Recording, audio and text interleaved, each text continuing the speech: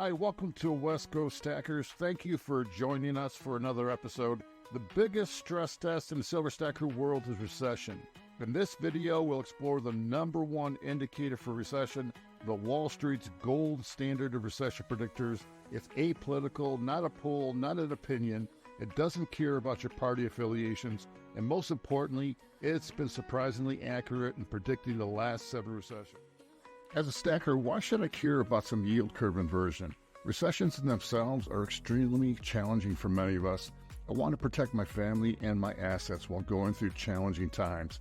And I want the silver stacker community to thrive even through a difficult economic period.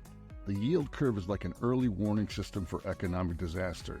While our economics in recession can be stressed, we could be tempted to cash out some silver to meet a pressing bill. Money fleeing unstable assets seeks out precious metal safe havens, and more people, more newbies in the space means higher prices for us regular stackers. Many long-term stackers are aware of the yield curve, but let's lay it out for the newbie.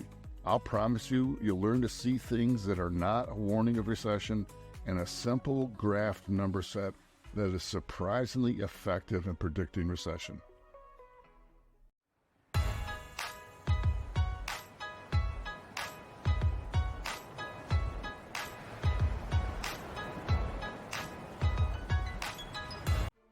Welcome back.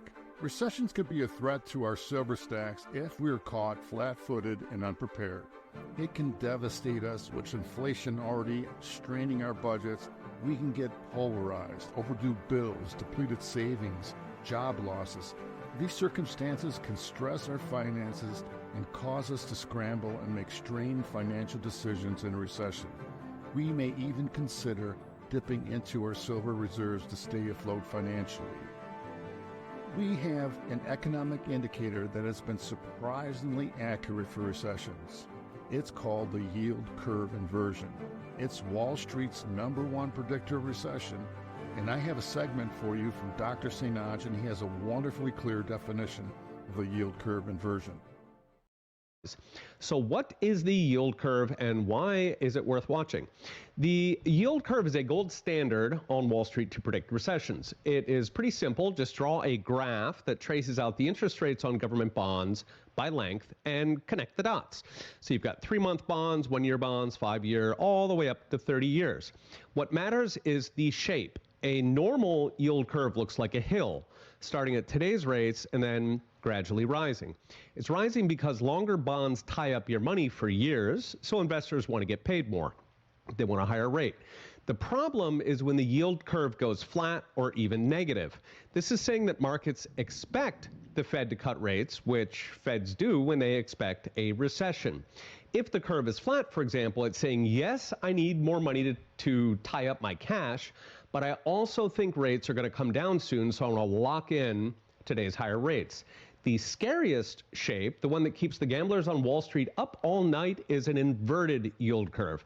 That one is not a hill, it is a ditch, starting at today's rate, and then it's all downhill. That is one of the clearest signs in finance that a recession is coming. In fact, the inverted yield curve has predicted every recession going back to at least the 1970s, and it never lies, at least not in modern terms. As I said, Dr. Anj describes it beautifully.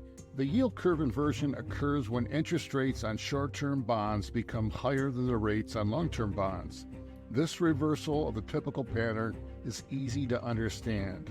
If I'm going to tie up my money in government bonds for 10 years, I want a better return. And when this normal pattern flips, it signals potential recession coming. Dr. Sinaj also highlighted one of the most interesting points about the yield curve inversion. It has predicted recession for the past 50 or 60 years. One caveat, the yield curve does not predict exactly when a recession may occur.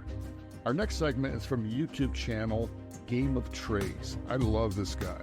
I'll provide a link to his video in the comments below. This segment from Game of Trades highlights the first most similar scenario in 1989. I'd like to point out several things first.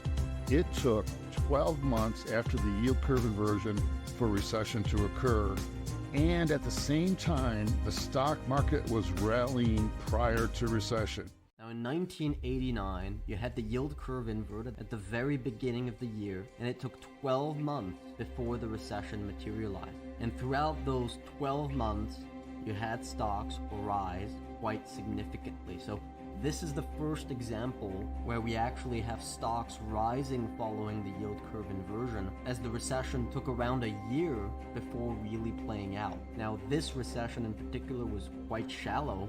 It was priced in very quickly by financial markets, but as I said, this already looks much more similar to what we have today in terms of the stock market rallying after the yield curve inversion. Now, the main difference that we have today with 1989 is how deeply inverted the yield curve actually is. Throughout his video, he points out that after the yield curve inversion, it can be up to 12 months before a recession occurred here. This explains stock market behavior, that they will continue to see rallies throughout this time, even up until recession itself. Right now, the yield curve inverted back in August 2022, which puts us about 12 months without a recession. Watch the first of the concluding segments from Game of Trades and a startling comparison he makes between our current situation and the crash of 1929. Now some concluding thoughts, some key takeaways to take home with you. The longest time that we've had between a yield curve inversion and a recession was around 16 to 17 months, and that actually happened in 1928. The second point is that the resiliency of the economy, the strength of the stock market during the yield curve inversion in no way predicts the severity of the recession. One thing that does predict the severity of the recession is actually how deep the yield curve inversion is. Now, when we look at the price action of stocks, how strong they were, the resiliency of the labor market, and the extent of the yield curve inversion, the most similar example to today is 1929 and 2006. Now, of course, in 1929, the stock market was a lot stronger than today, so we have to see how strong this rally continues to go, and whether we perhaps see a type of 1929 melt-up in the months ahead. And of course, the difference with 2006 is that the yield curve is a lot more inverted today than in 2006. But in both of these cases, the unemployment rate remained very low after the yield curve inversion. The stock market was very resilient, very strong, which allowed the Fed to continue tightening monetary policy for almost a year after the yield curve inverted for the first time, which is exactly what we've seen since August 2022. Game of Trades presents the final comparison between these most closely aligned instances of the yield curve inversion in 1929 and 2006. Both these situations end up being very severe. Of course, the Depression in 29 and 2006, then 2008 and the housing bubble collapse. There's parallels that exist, shared both low unemployment rate and rising stock markets. One of the pivotal differences occur in the form of inflation. In 1929, he doesn't talk about this part, but there were deflating prices leading up to the market crash. He does point out that their stock market in 29 was much higher than our current circumstance, and the 2006 is one of the most closely related, but our yield curve inversion is deeper, and that yield curve inversion is one of the signals of a severe recession. The forecaster painting is a concerning picture of potential commercial housing market crashes. We're approaching one in 2024 and the parallels in 2006. The aftermath of the pandemic has propelled a seismic shift in our remote worker arrangements, with many people embracing full or part-time telecommuting. This transformative shift has left office buildings grappling with an unfamiliar reality. They're struggling to meet lease payments and relinquishing buildings back to their owners. As a silver stacker, the whole point of the video is not fear-mongering, but to inform and alert the community that tough times may be ahead. While I see myself as an armchair economist, I admit I'm untrained and grappling to understand the environment I do business in. I don't foresee a complete meltdown coming. Nevertheless, for those within the silver stacking, prepping, or investment circles, navigating recession remains a formidable challenge. Enduring the persistent price hikes stemming from inflation on everyday essentials, food, fuel, housing, continue to strain many of us. The biggest factor I want to scream from the chandeliers is that we're dealing with high inflation and possible recession at the same time. Professional economists warn not to make big purchases going into recession. I knew the numbers regarding inflation and interest rates, but it's still shocking. A new Prius I bought for my career work, I'll put 350,000 to 400,000 miles on the car in 3 to 4 years, and I was previously able to pay down the car while remaining profitable. Increased costs due to inflation on vehicle costs, on insurance, are pricing me out of the business in the long term. I will not be able to pay this down in 3 to 4 years and remain profitable. This inflationary landscape even threatens to price significant portions of the population out of acquiring new personal appliances or homes or cars. We have felt the sting of inflation in food prices and fuel and maintenance, and it is just tough times. Engage with your financial advisor to devise a comprehensive strategy. Explore potential side hustles to bolster your financial resilience.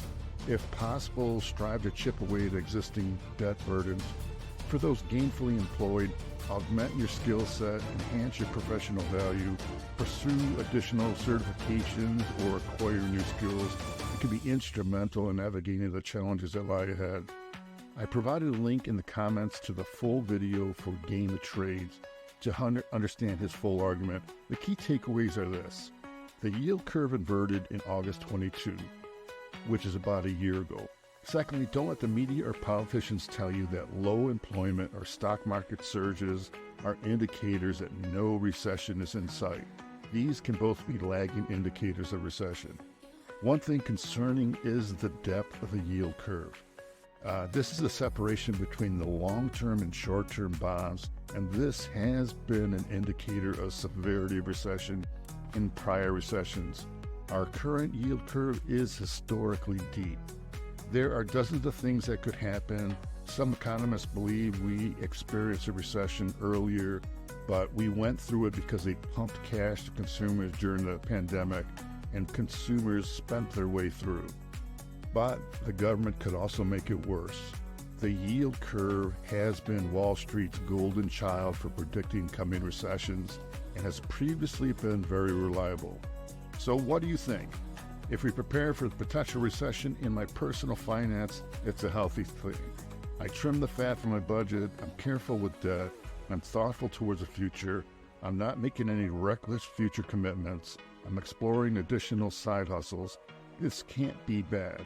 Remember, question the world around you, even my own media, is this true? My favorite quote from Rudyard Kipling still applies from The Elephant Child. I keep 6 honest serving men, they taught me all I knew.